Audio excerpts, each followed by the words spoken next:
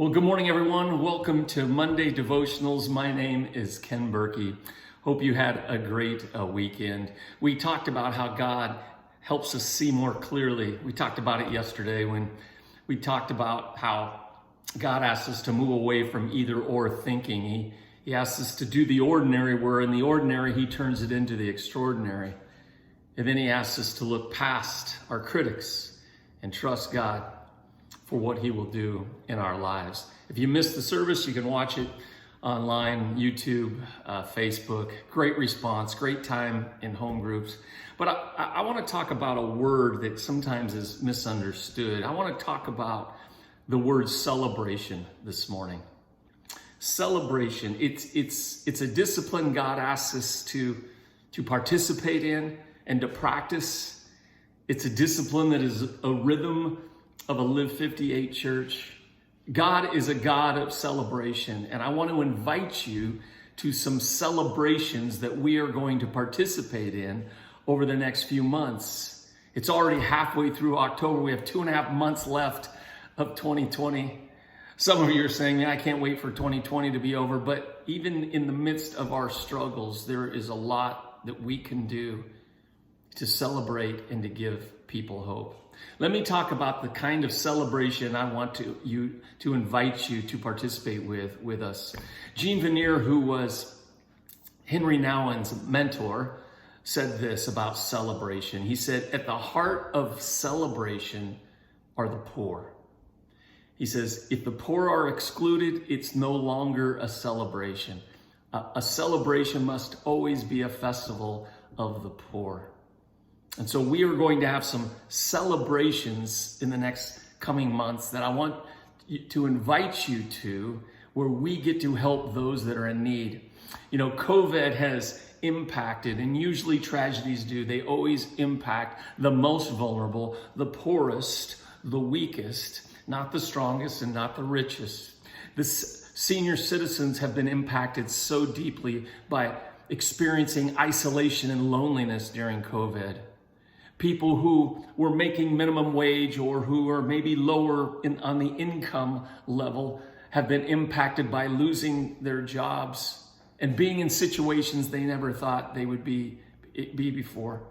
You know, go beyond our region and go to third world nations, developing nations, and the poorest of the poor have just been sucker punched with this virus.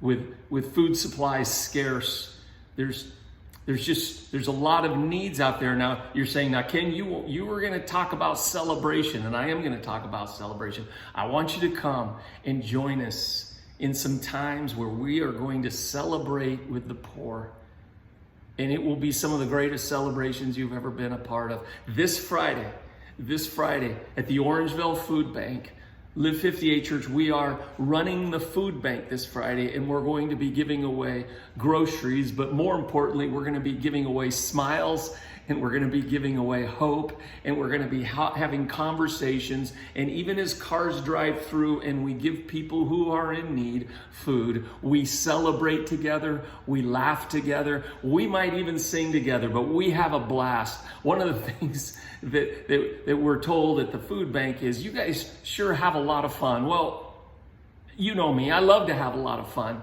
but I love to have a lot of fun doing what God has asked us to do. And when Jesus said, I was hungry and you fed me, I was thirsty and you gave me something to drink, and I was naked and you clothed me, I was sick and you looked after me, I was in prison and you visited me. He said, when you've done that, you've done it to me, and to me that's a celebration. There's a soberness to helping the poor, but there's a huge celebration.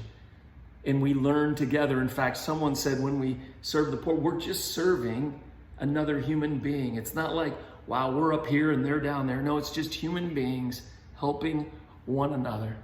Gene Veneer goes on to say, a celebrating community must integrate 3 elements. An element of prayer, an element of service, and an element of listening to the poor.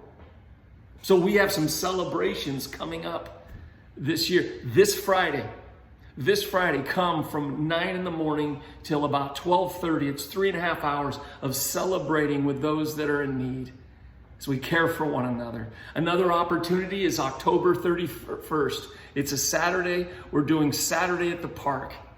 And Dave Hessler is going to actually be there. Dave lives in Tijuana. He retired from California and he is feeding hundreds of families a day. The increase has been huge because of COVID. But Dave, through your support and other support, Dave is being able to feed, give hope, and celebrate with families in the Tijuana area. So he's going to be up here to tell his story, and we're going to celebrate together from 10 a.m. to 12 at the Almond Park in Orangeville. Food, all the proceeds will go to Dave. We're going to do communion. We're going to have music and worship, and come celebrate. We're going to celebrate with the poor. One other thing too, and you'll be hearing about this more, is this Christmas we are going to be giving away gift packages and visiting some of the most vulnerable and isolated seniors in the Orangeville area.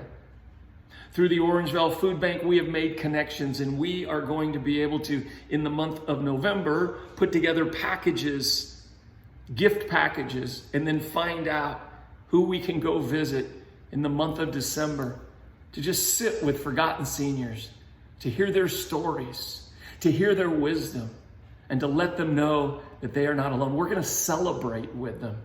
We're going to do this through home groups. We're going to do this through individuals, through families. You'll be learning this in the next few weeks. We'll be letting you know how we're going to do this together. But join Live58 Church, because one of our deepest values, you hang around us enough, we're going to celebrate.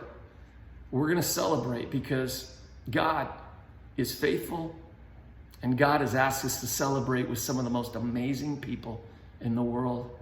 And that is the forgotten and the marginalized, who he loves and who he longs to be with. And he longs for the church to lift them up and offer them hope. So I close with this. Have a great week. Have a great week. Celebrate. Come join us Friday. Come join us at the park. Come and join us as we give this Christmas to forgotten seniors. But I always tell people, the elements of celebration are singing, dancing, crying, laughing. Do it all this week. This week, take the time to sing. Not because all is good or all is secure or all is certain. Sing because the soul is stronger than temporary, painful circumstances. Sing. This week, dance. I dare you, dance. Not because you know the rhythm or you know the move or you even understand the groove. I know some of you have no idea what a groove is. But dance because your soul is moved and you feel the freedom, you feel the fire. Dance. You know what part of celebration is? Crying. Cry this week. When you need to, cry. Not because you are weak or stained or you've lost all hope. Cry. Because joy happens in vulnerability. Cry. And last of all, laugh. I dare you to laugh. Not because life is always funny or the sky is always sunny. Laugh because it's free medicine and it brings on healing. Laugh because the very act of celebrating anchors us in God's deeper story, one that precedes any current hardship or pain. As Solomon wrote, there is a time to weep and a time to laugh, a time to mourn and a time to dance. Come join us in these next few months leading up to the Christmas season as we celebrate together, as we celebrate with the poor, we listen to the poor, we learn from the poor, and we meet Jesus. God bless you. Have a great week.